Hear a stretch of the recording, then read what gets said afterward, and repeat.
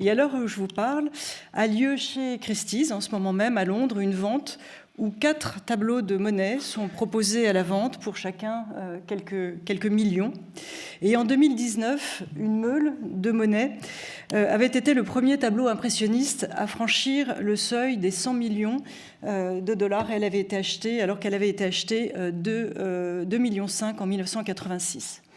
Donc s'il y a bien un mouvement qui est associé au marché, c'est bien l'impressionnisme, à la fois dans l'imaginaire collectif, même si ça n'est plus si vrai. Il y a toujours quelques records pour des tableaux exceptionnels, mais ça n'est pas clairement le mouvement qui a les prix les plus élevés sur le marché. Mais c'est un mouvement qui est aussi très associé au marché dans l'histoire de l'art. Un livre important, publié en 1965 aux États-Unis, La carrière des peintres, qui a été traduit 25 ans après en France, écrit par 2 sociologues, les White, affirmait que la naissance du marché de l'art moderne et celle de l'impressionnisme étaient non seulement contemporaines dans les années 1870, mais consubstantielles. De sorte que l'esthétique impressionniste était en quelque sorte, dans leur analyse, indissociable, presque le produit du marché, comme si l'un et l'autre s'étaient inventés mutuellement en cette fin du XIXe siècle. C'est ce qu'ils ont appelé l'avènement du système marchand critique, qui remplaçait à leurs yeux le système ancien, le système académique, qui avait pour centre le salon, que je vous montre ici, une exposition officielle qui se tenait, qui a été créée sous Louis XIV et qui se tenait à Paris tous les 2 ans ou tous les ans, ça dépend des moments, et qui était contrôlée à la fois par l'Académie des Beaux-Arts et l'État. À partir de la seconde moitié du XIXe siècle, c'est la thèse des White, ce système centralisé est saturé. Il ne parvient plus à répondre à l'offre. Il y a de plus en plus d'artistes, en effet, au XIXe siècle, qui créent de plus en plus d'œuvres. Et ce salon, même s'il accueille des milliers d'œuvres, a quand même une capacité limitée. Et surtout, il est soumis donc aux décisions d'un jury. Il ne répond plus donc à l'offre, il ne répond plus non plus à la demande qui est croissante avec la révolution industrielle, l'avènement d'une bourgeoisie citadine. Il y a un pouvoir d'achat, un appétit de tableaux et une démocratisation, toute proportion gardée, de la peinture, ou en tout cas du phénomène de la collection.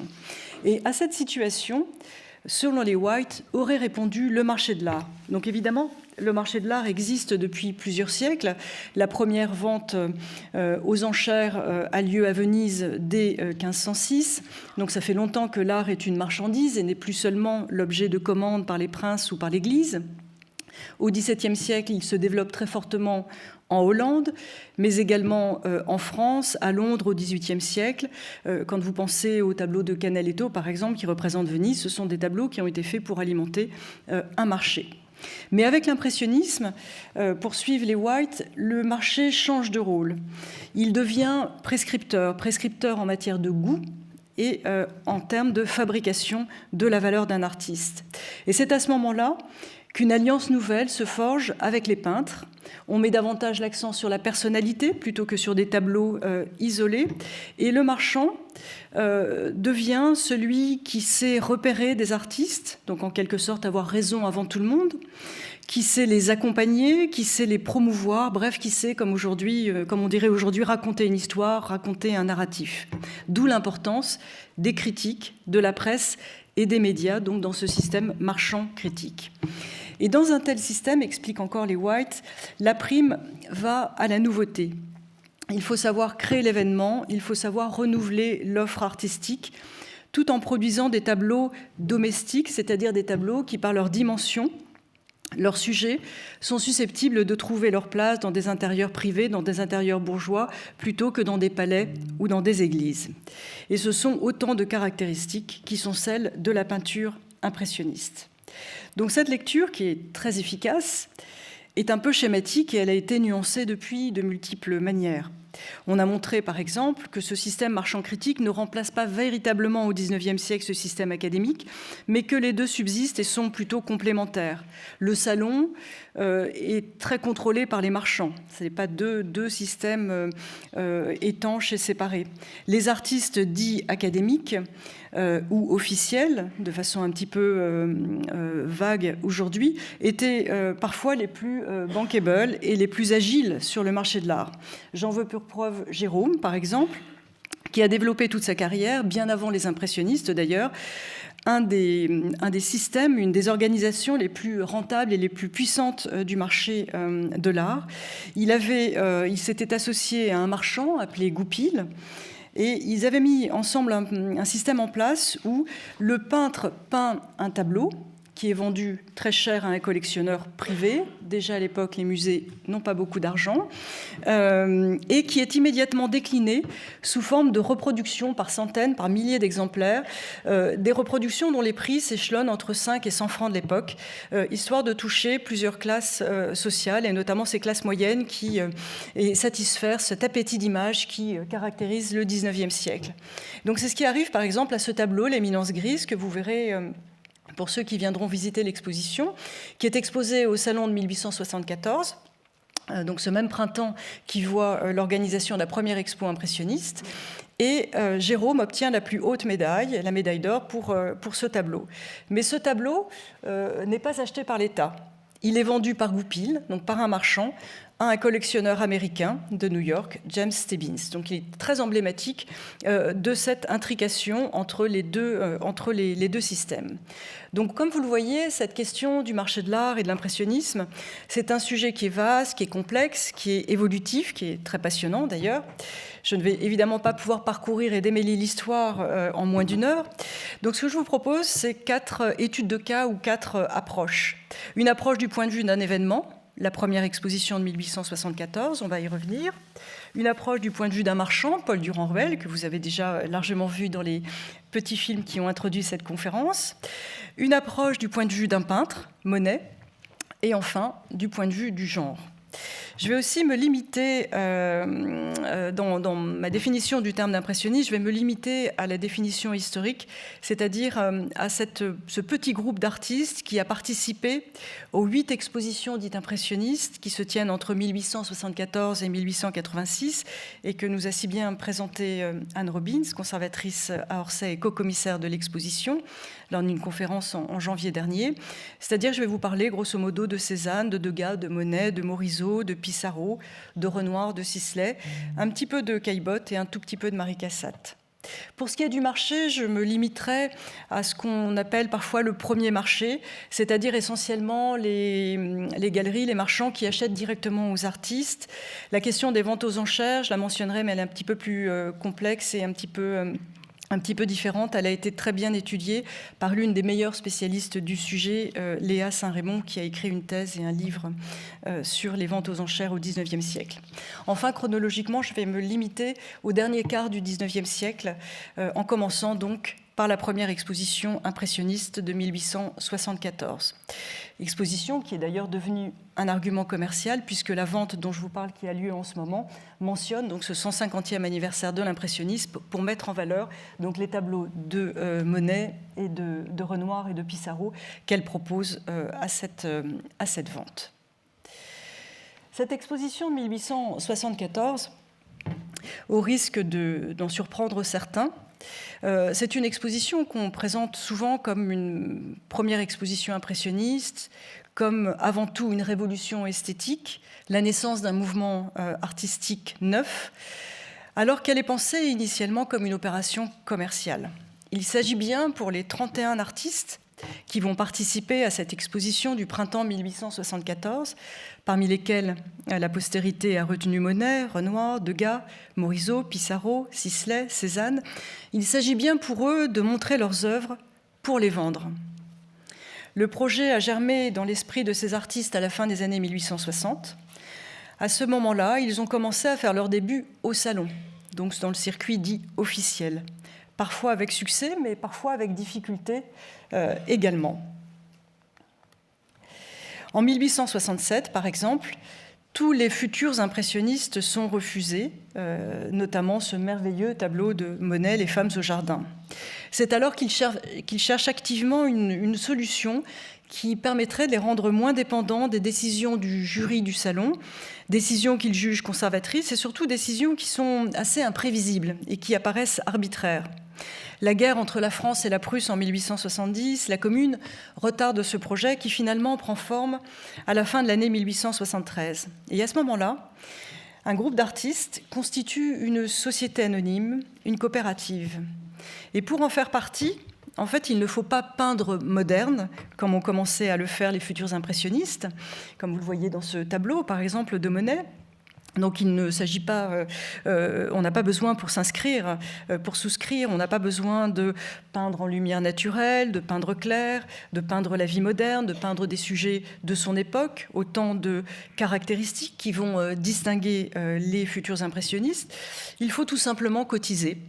Cotiser à hauteur de 61 francs, ce qui fait 275 € actuels, selon les calculs de Léa Saint-Raymond. D'autres sources de recettes sont envisagées pour cette exposition, parce qu'il s'agit de louer un local, il s'agit de l'aménager, il s'agit d'éditer un catalogue qui est vendu 50 centimes, il s'agit de payer un tarif, un ticket d'entrée, 1 franc par visiteur, et surtout, donc, il s'agit de vendre, comme je vous l'ai dit, pour entrer dans ces frais. Il y a 200 œuvres environ qui sont exposées à cette manifestation. La moitié, 102, sont proposées à la vente. Et si une œuvre trouve un acheteur, une commission de 10% est prélevée et elle est remise dans le pot commun. Il y a un document fascinant qui nous renseigne sur cette origine commerciale, sur cet arrangement commercial. C'est la première édition du catalogue de la première exposition impressionniste de 1874 qui a été publiée par Anne Distel. Et c'est un document qui garde la trace des prix que donnent les peintres à certaines de leurs œuvres, des œuvres qu'ils exposent en 1874. Donc le suspense ne va pas durer longtemps, puisque cette exposition, donc, qui ouvre le 15 avril, se solde par un échec commercial. La société anonyme est en dette de plus de 184 francs par artiste, donc soit le triple de la cotisation initiale, donc c'est un bien mauvais coup, si bien que la société est mise en liquidation à l'unanimité à la fin de l'année 1874. Donc que s'est-il passé ? L'exposition a été un succès. J'espère que vous le verrez quand vous visiterez l'exposition au musée d'Orsay au printemps 2024. Donc l'exposition de 1974, elle a été un succès du point de vue de la communication, si je puis dire, puisqu'à ce moment-là, la presse distingue un groupe d'artistes novateurs, elle les baptise par dérision impressionniste, et ce terme est resté avec la fortune et le succès qu'on lui connaît aujourd'hui. Mais du point de vue commercial, c'est absolument un four. Seules 4 œuvres sont vendues sur donc 200 ou la centaine à vendre. Donc je vous montre donc le catalogue avec les envois de Renoir.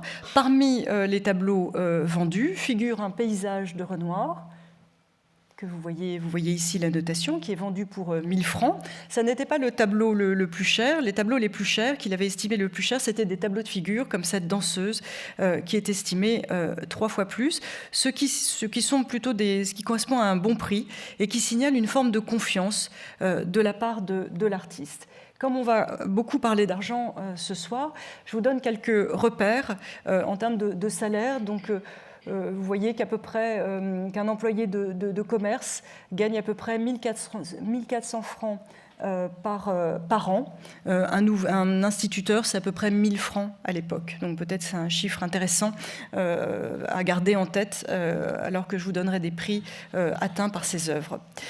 Donc, ce paysage qui est vendu, c'est celui-ci, Les Moissonneurs, qui est acheté par un collectionneur qui est un éditeur de musique et qui fait partie des premiers amateurs de l'impressionnisme et qui, en même temps, demande un grand portrait en pied de sa femme, donc Monsieur Hartmann.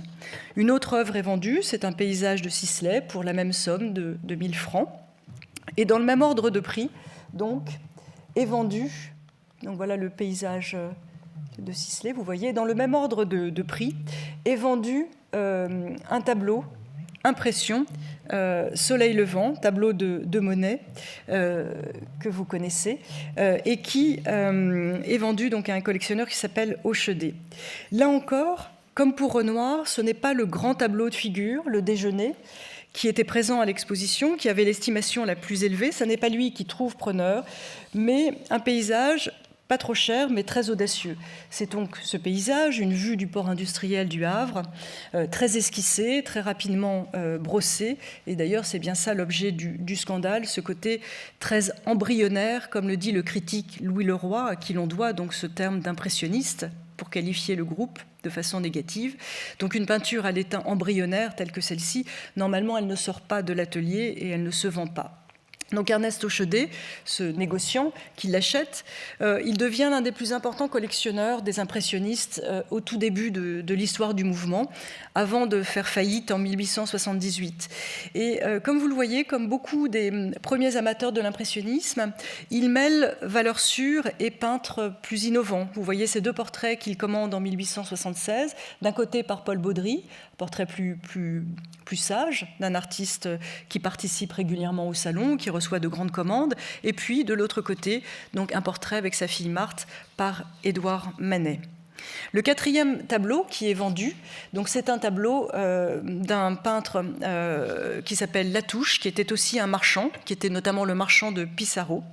Donc comme vous le voyez, ce sont plutôt des paysages qui se vendent à cette exposition. J'aurais pu en ajouter un cinquième, qui est un tableau de Cézanne, La Maison du Pendu, qui est aujourd'hui un tableau au musée d'Orsay, et qui est vendu, vous le voyez ici, qui est vendu à un collectionneur qui s'appelle Doria. C'est important parce que c'est la première vente que fait Cézanne de sa carrière. Il a plus de 30 ans et ça sera longtemps l'une des très rares ventes qu'il va réussir à conclure avant de connaître le succès à la fin de sa vie en 1895. C'est un tableau aussi très important qui marque une sorte de conversion de Cézanne au plein air et à une palette beaucoup plus claire, lui qui peignait plutôt jusqu'à présent des scènes romantiques, enfiévrées et assez sombres qui n'avaient aucun succès auprès des collectionneurs. Ainsi, comme on le voit et comme le constate l'historien de l'art et collectionneur de l'époque Théodore Duret, cette peinture s'achète. Enfin, cette peinture, en tout cas, certains paysages autour de 1000 francs en 1874. Donc, je vous ai parlé de quelques collectionneurs, je vous ai parlé de ventes, je vous ai dit que cette exposition était une entreprise commerciale, mais je ne vous ai pas parlé de marchands. L'exposition de 1874 des impressionnistes, elle a en effet pour caractéristique à la fois, comme je l'ai dit, de s'organiser en toute indépendance, en marge du salon dit officiel, mais également, vous l'avez compris, en marge du système marchand, puisque c'est un mode coopératif qui est choisi par les artistes, et c'est d'ailleurs en cela qu'ils innovent. On pourrait dire qu'ils forment une sorte de collectif d'artistes aujourd'hui, à part qu'aucun programme esthétique ne les réunit, et que c'est bien cette idée de prendre en main sa carrière et d'organiser des ventes directes aux amateurs qui a mobilisé, qui a motivé la tenue de cette première exposition. Est-ce à dire que les impressionnistes n'avaient pas de marchands à l'époque en 1874 ? La réponse est non. Et Monet se souviendra, lorsqu'il évoquera ses souvenirs impressionnistes,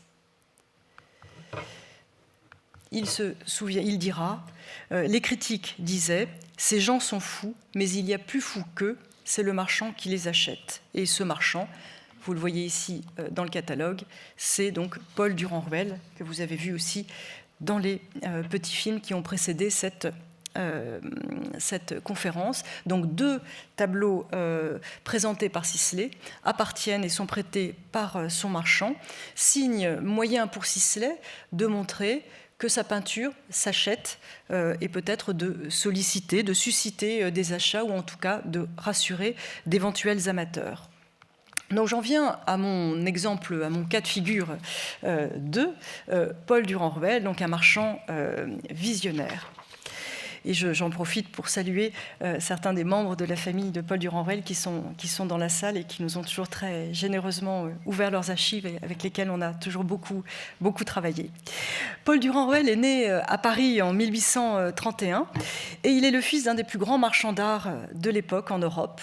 En 1865, je vous montre la galerie quand même parce que c'est une très belle image. Donc la galerie fondée par le père de Paul Durand-Ruel au milieu du 19e siècle. Vous voyez l'ampleur déjà qu'a pris ce commerce de tableaux et de sculptures, d'ailleurs au centre des bronzes du sculpteur Barye.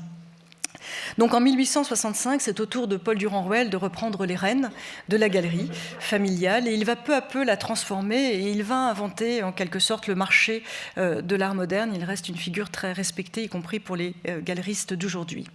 Et les impressionnistes vont en effet jouer un rôle central dans ce processus. Paul Durand-Ruel les découvre à Londres, où il s'est réfugié, il a fui la guerre, et il rencontre à ce moment-là Pissarro et Monet qui se sont installés à Londres pour les mêmes raisons.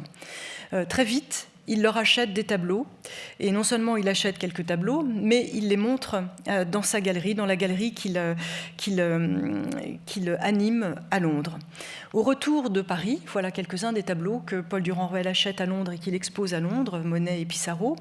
Quand il retourne à Paris, il va poursuivre ses achats, non seulement auprès de Monet et de Pissarro, mais également de Sisley, de Renoir, de Degas et de Berthe Morisot, mais aussi d'Édouard Manet, tout en continuant en parallèle à acheter des peintres qui ont du succès au salon et des artistes de l'école dite de Barbizon, donc Théodore Rousseau, Corot, etc., dont la cote monte de plus en plus. D'autres marchands s'étaient intéressés, notamment Latouche, comme je l'ai dit, aux futurs impressionnistes, mais jamais dans ces proportions. Alors les archives Durand-Ruel sont très complètes, mais pas absolument complètes quand on remonte aux années 1870. Mais on sait que le marchand, par exemple, verse autour de 10 000 francs à Monet en 1872 et 20 000 francs à l'artiste l'année suivante. Et on retrouve le même ordre des sommes, peut-être un petit peu moindre pour Pissarro, mais ce type de somme. Durand-Ruel achète 10, 20 tableaux. Il fait vraiment confiance à ses artistes. À ce moment-là, il achète en général un tableau de Monet autour de 200 francs et il parvient à le revendre autour de 300, 350 francs. Ces achats ont certainement encouragé les artistes à organiser une exposition indépendante en 1874. Ils ont vu qu'ils avaient des premiers collectionneurs, il y a un premier frémissement du marché. Cependant, en 1874, il y a une crise économique très forte qui frappe l'économie européenne et tout particulièrement Durand-Ruel.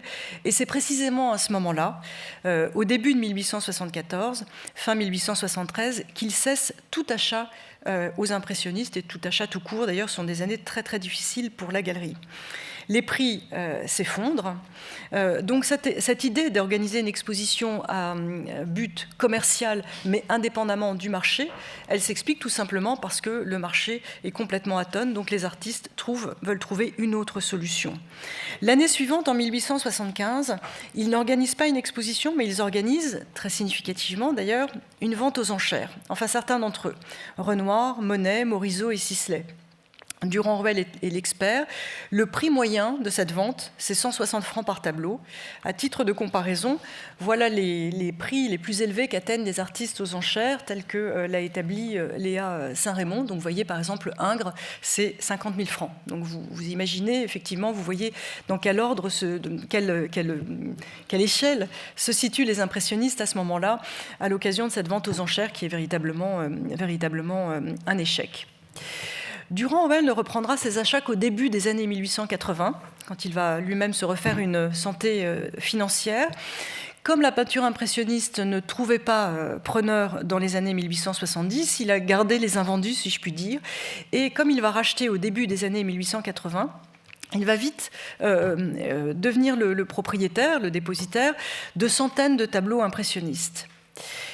À tel point que l'avant-dernière exposition du groupe, en 1882, c'est Durand-Ruel qui est à la manœuvre, en tout cas pour les tableaux qu'exposent Monet et Renoir à cette exposition de 1882.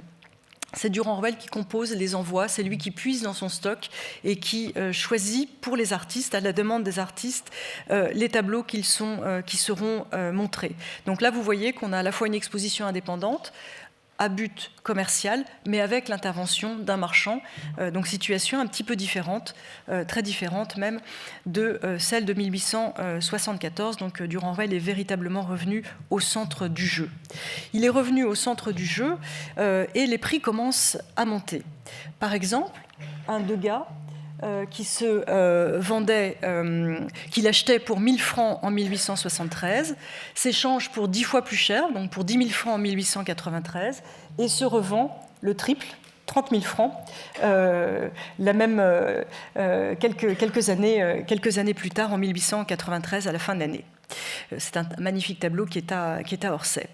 Tant et si bien qu'au début du XXe siècle, quelques œuvres impressionnistes, notamment de Renoir, de Degas ou de Monet, atteignent des records de prix autour de 80 000, 100 000 francs de l'époque. Durand-Ruel a donc récolté les fruits de sa patience et de son travail. Comment y est-il arrivé ? Comment a-t-il inventé, donc comment a-t-il fabriqué ce marché des impressionnistes ? Premier élément de réponse, un œil. Il a su, comme je le disais tout à l'heure, avoir raison avant les autres. Il a su repérer les bons artistes. Il a su prendre un risque, faire un pari. Il a également mené ce qu'on pourrait appeler une politique de stock et une politique d'auteur. Politique de stock en achetant plutôt en nombre plutôt qu'à l'unité. Politique d'auteur en misant vraiment sur des individualités, sur des artistes, en les fidélisant.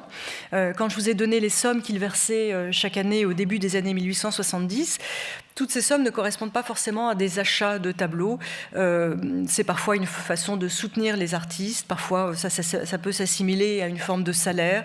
Il paie aussi directement parfois les loyers ou les fournisseurs des artistes.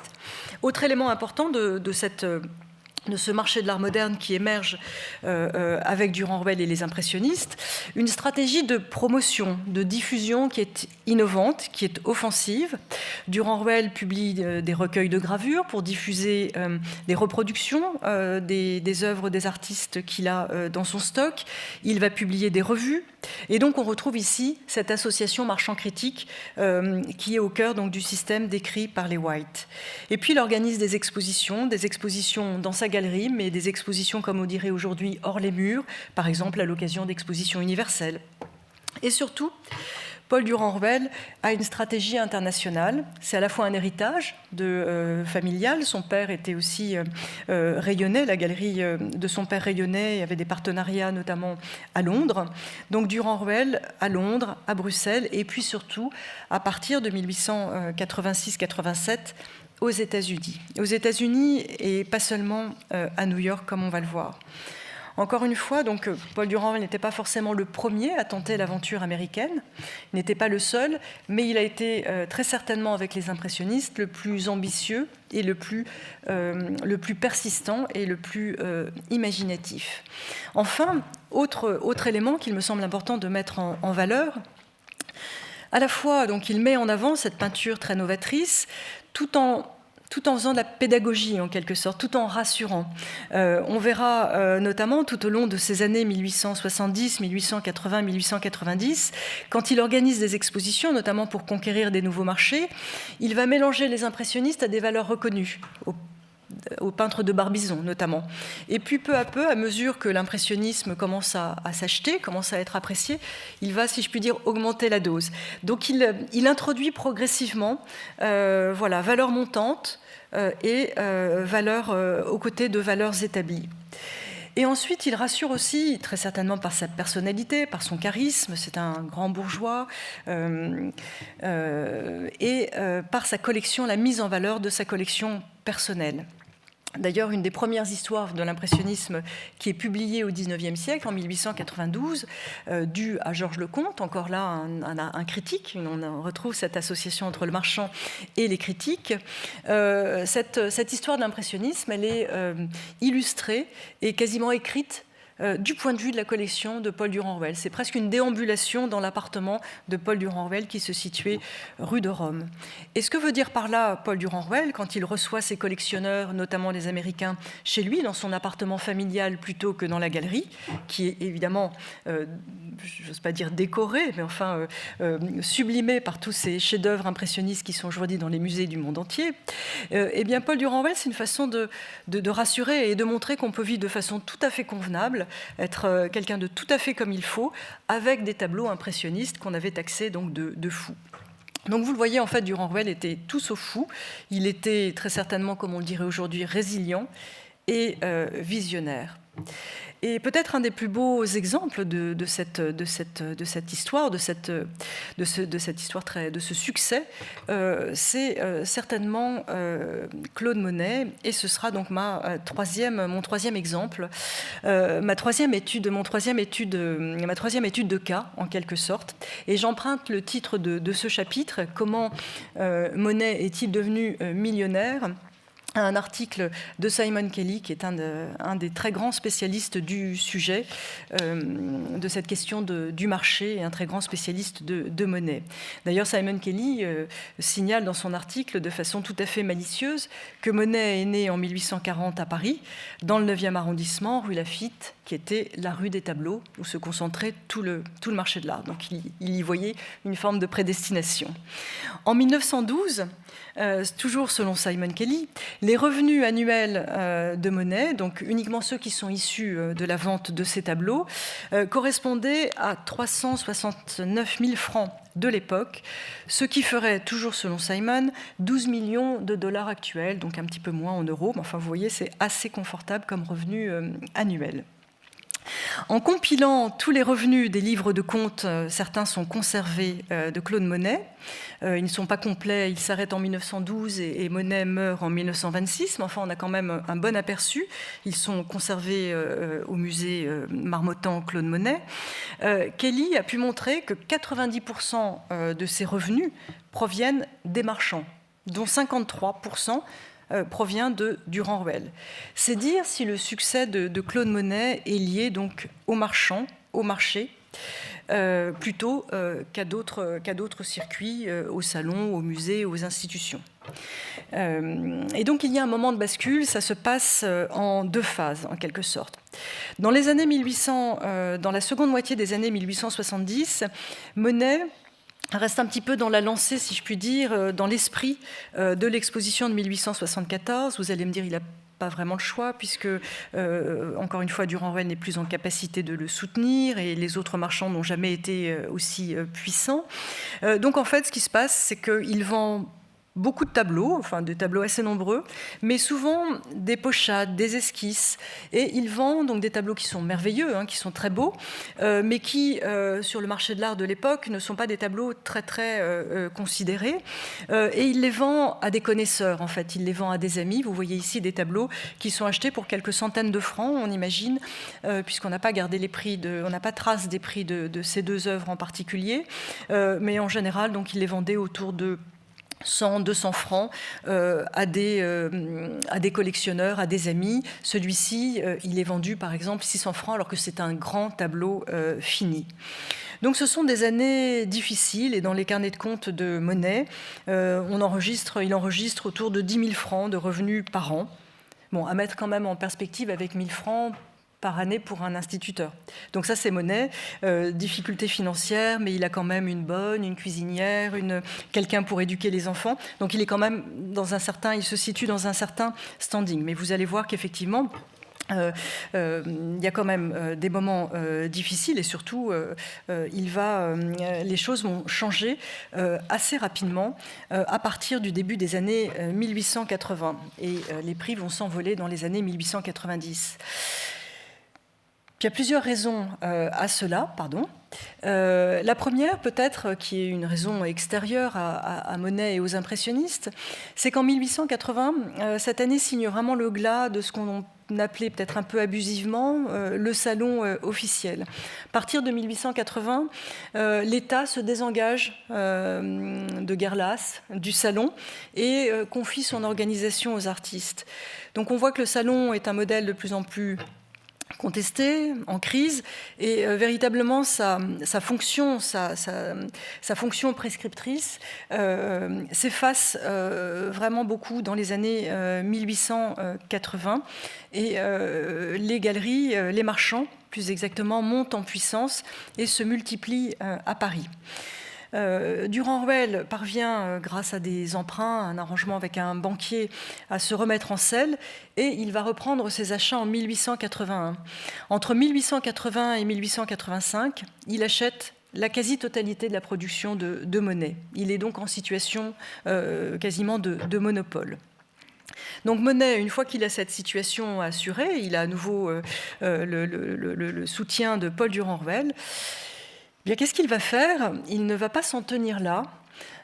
Il va diversifier ses marchands. Et à partir de 1885, il va souvent jouer un marchand contre l'autre, ces marchands les uns contre les autres. Aux grandes dames de Durand-Ruel, il fait par exemple des expositions avec Georges Petit, c'est une galerie qui monte, qui installe des locaux très luxueux dans le quartier de la Madeleine. Ces locaux séduisent Monet. Et surtout, Georges Petit, il n'est pas du tout identifié comme Durand-Ruel à une école de peinture, il n'est pas identifié à Barbizon, il n'est pas identifié aux impressionnistes. Il vise large, il n'a pas vraiment de programme, comme on dirait aujourd'hui dans le monde des galeries, il n'a pas de ligne artistique. Et donc, il a une clientèle très variée. Et c'est ça qui intéresse Monet aussi. C'est vraiment d'élargir sa clientèle. Par exemple, au sujet d'une exposition qu'il fait chez Petit, il écrit donc à son ami Berthe Morisot « Je ne sais si je dois vous dire que c'est un succès, mais cela en a tout l'air si l'on considère cela au point de vue de la vente. Tout ce qui a été exposé a été vendu cher et à des gens bien. Quant à avoir la prétention de faire l'éducation du public, il y a longtemps que je n'y crois plus. Ce serait trop gourmand de ne vouloir vendre qu'à de vrais connaisseurs. Et à ce jeu-là, on risquerait de mourir de faim. » Dans les mêmes années, donc milieu des années 1880, il commence aussi à travailler avec Bousseau et Valadon, qui ont repris la suite de Goupil, le marchand dont je vous ai parlé au sujet de Gérôme. Le directeur artistique de la galerie Bousseau et Valadon n'est autre que Théo van Gogh, le frère de Vincent van Gogh, le frère du peintre. Et c'est par exemple avec Bousseau et Valadon que Monet montre une série de tableaux qu'il réalise à Antibes et sur la Côte d'Azur. C'est un sujet qui est très en lien avec le développement du tourisme sur la Côte d'Azur. Dès 1884, d'ailleurs, Paul Durand-Ruel avait enjoint Monet, lui avait encouragé à peindre dans le Sud, à peindre dans le Midi, à la fois pour se renouveler et très certainement aussi parce qu'il avait le sentiment que c'était des tableaux qui allaient rencontrer un public. C'est ce qui se passe. En juin 1887, Monet vend 10 tableaux du sud de la France chez Bousseau et Valadon pour plus de 11 000 francs. Et la galerie, en plus, Théo van Gogh lui propose un nouveau contrat. Non seulement donc, Monet est payé quand il vend les tableaux à la galerie, mais quand le marchand en vend à des clients, il empoche 50% de la marge du marchand, ce qui n'est pas trop mal. Et donc tout ça, tous ces arrangements, cette diversification, à la fois ce soutien très solide de Durand-Ruel et cette mise en concurrence des marchands, va contribuer donc à la montée des prix et à cette maîtrise, à cette volonté de maîtrise que manifeste Monet très tôt dans sa carrière. Il y a un autre aspect aussi qui peut jouer en la faveur de ce succès commercial. C'est pourtant un projet très artistique, c'est le procédé même de la série. À partir du début des années 1890, Monet va se lancer donc dans ces suites, dans ces séries de tableaux, c'est-à-dire peindre 30, 40 tableaux à partir du même motif. Il commence avec les meules, la Giverny, et qui se distinguent par des variations de couleurs. D'atmosphère, en fonction du moment où Monet peint ses tableaux. Et pourquoi la série, ça permet de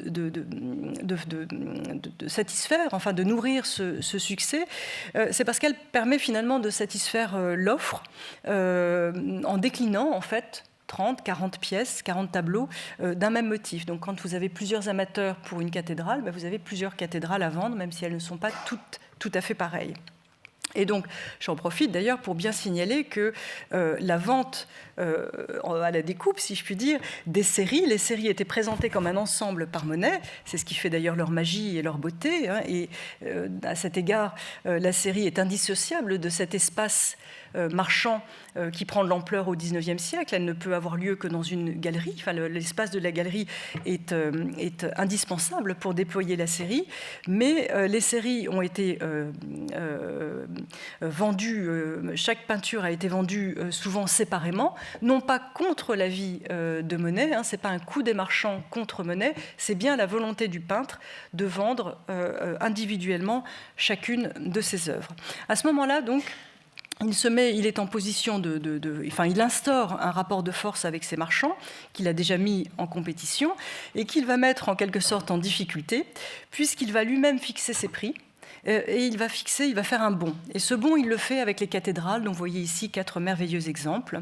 Les tableaux de Monet, à la fin des années 1880, s'est échangé pour quelques milliers de francs. Et là, il passe à 15 000 francs pièce aux grandes dames de Durand-Ruel, qui en est un petit peu choqué, et qui est obligé de s'associer à d'autres marchands, et on va voir ça se développer de plus en plus souvent. Les marchands ne pourront plus acheter tout seuls des œuvres, ils vont acheter en compte à demi, ils vont acheter à plusieurs. Donc Monet joue de cette concurrence, et il vend parfois directement à des collectionneurs, comme donc ce merveilleux collectionneur, le comte Isaac de Camondo, qui achète 4 cathédrales d'un coup à 55 000 francs en 1894, donc elles sont à peine sorties de l'atelier, et il ne négocie pas les prix, donc Monet contourne même ses marchands en vendant parfois directement à des collectionneurs.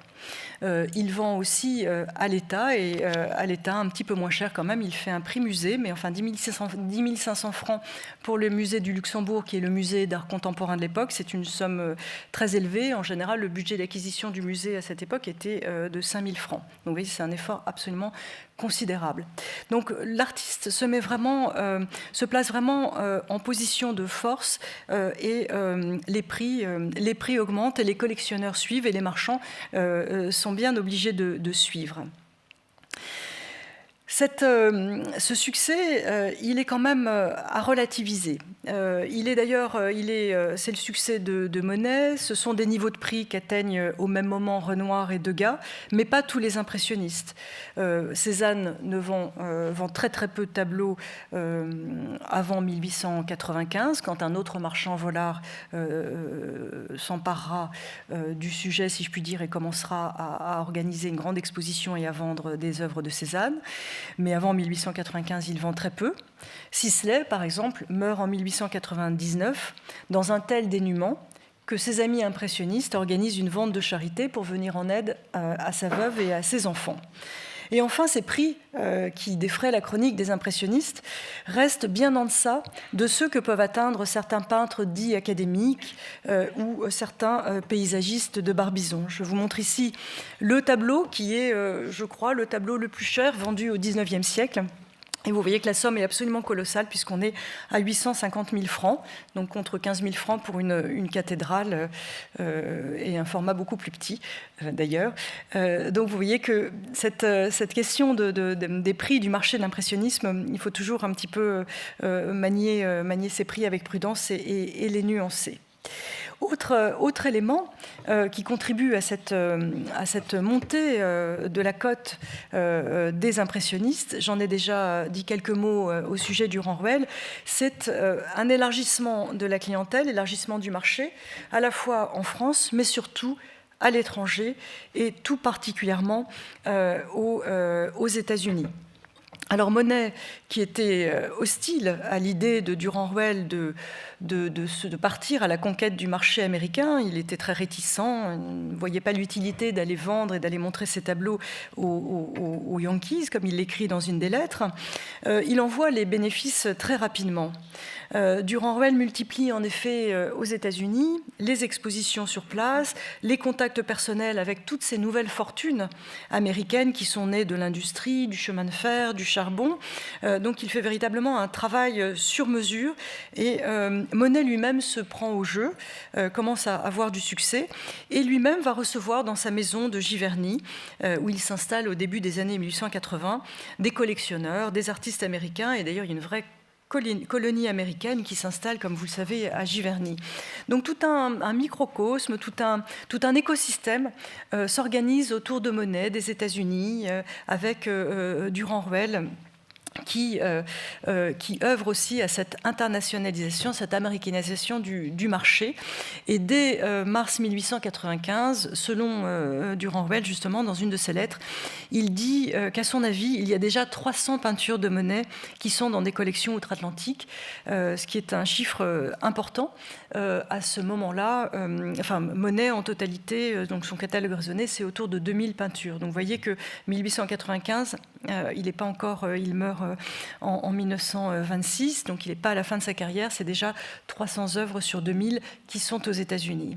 Et parmi ces collections, l'une des plus importantes, c'est la collection de Bertha et Potter Palmer, un richissime couple de Chicago. Vous voyez ici un portrait de Bertha Palmer, et vous voyez ici leur intérieur avec, à Chicago, donc avec des œuvres de Monet en arrière-plan. Alors je vais essayer de servir de ça. Je ne me souviens plus. Ah oui.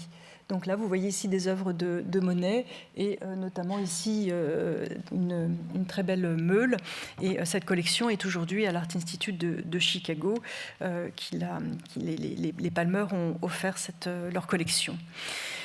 Donc Potter Palmer a fait fortune dans l'immobilier et donc avec sa femme, il décide de collectionner et il va se tourner, en particulier donc son épouse Bertha, va se tourner vers les impressionnistes. C'est une féministe engagée et elle va donc promouvoir aux États-Unis la peinture dite moderne et elle va aussi soutenir les artistes femmes. Le couple est conseillé par une autre peintre américaine, Sarah Tyson Hallowell, qui est donc à la fois artiste, qui est aussi conservatrice, directrice artistique à Chicago et, comme on dirait aujourd'hui, art advisor, conseillère artistique. Et elle prend le relais de Durand-Ruel en diffusant l'impressionnisme non seulement donc sur la côte Est, mais plutôt dans le Midwest. Elle va véritablement faire ce lien avec les collectionneurs et avec l'impressionnisme. Une autre femme joue un rôle très important dans cette américanisation, dans cette internationalisation du marché qui est très profitable aux impressionnistes, parce beaucoup de fortune, donc un gros potentiel, un gros pouvoir d'achat à ce moment-là.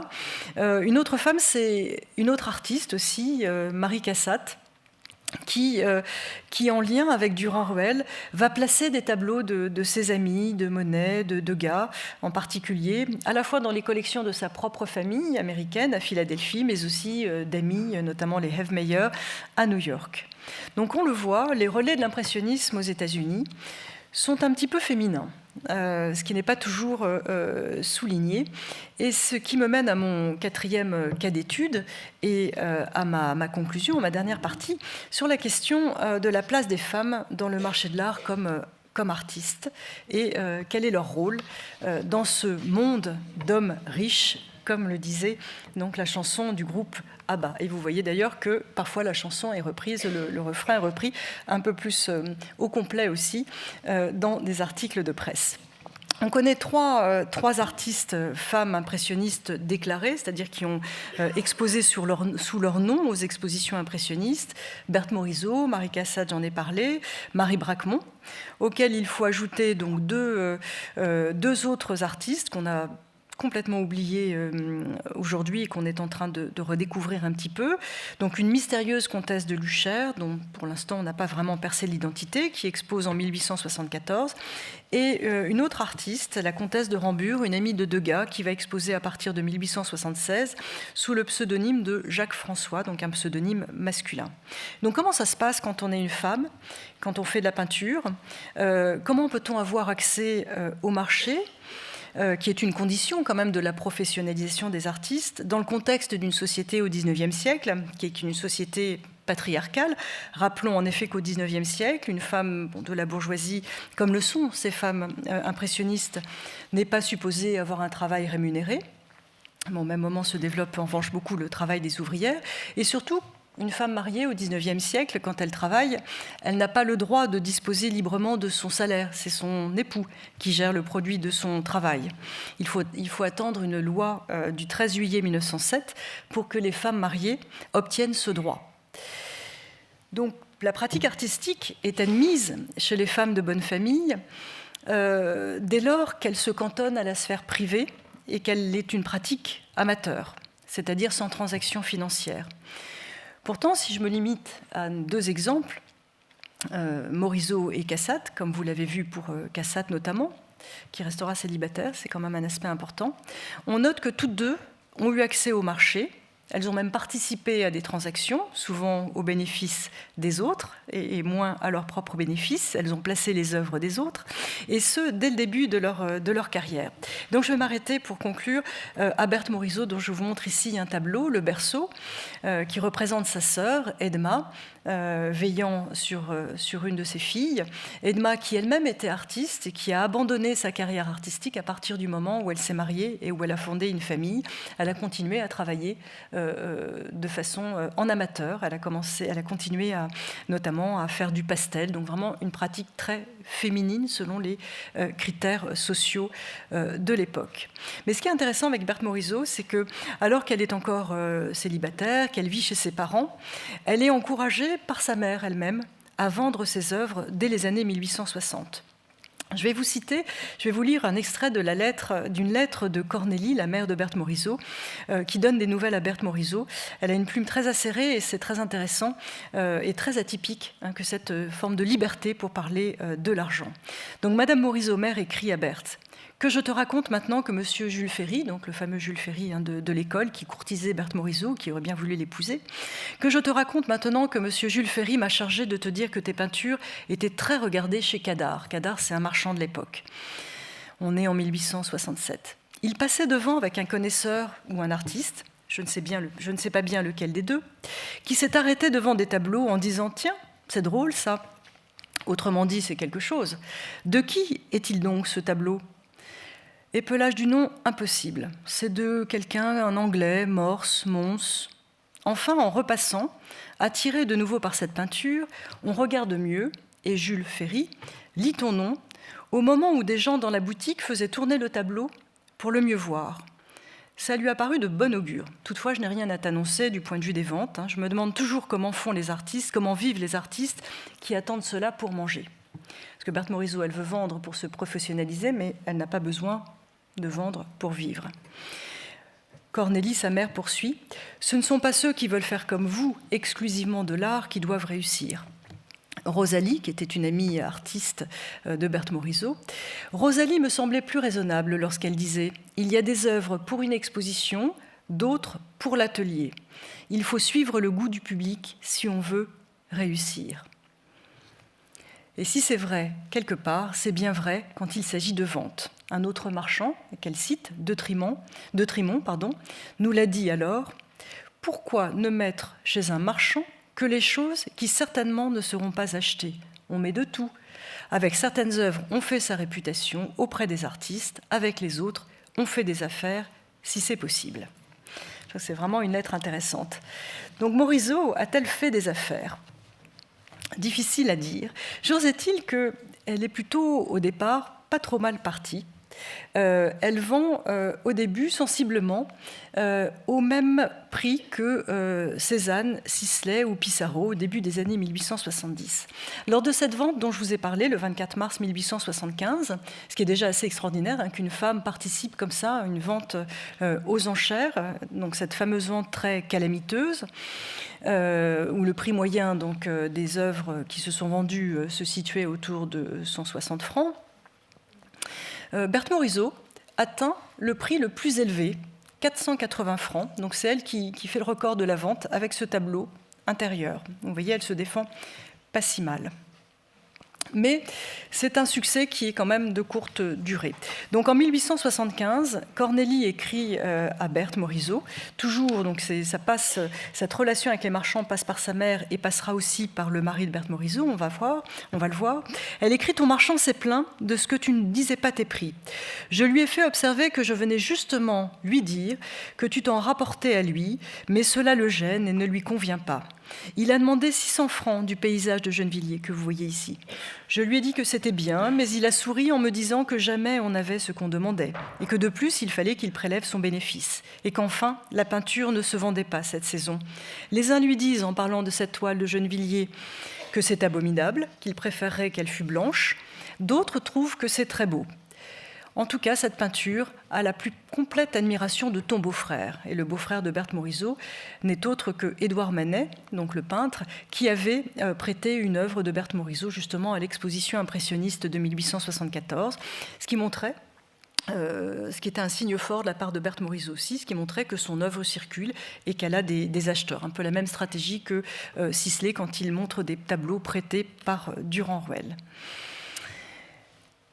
Donc en décembre, Berthe Morisot épouse Eugène, donc l'un des frères d'Édouard Manet, et c'est Eugène qui va de plus en plus défendre les intérêts de sa femme. Il était peintre aussi, peintre amateur, il avait d'ailleurs été invité à exposer avec les impressionnistes, il va décliner, et il laissera la visibilité à sa femme en un beau et assez rare renversement des rôles au XIXe siècle.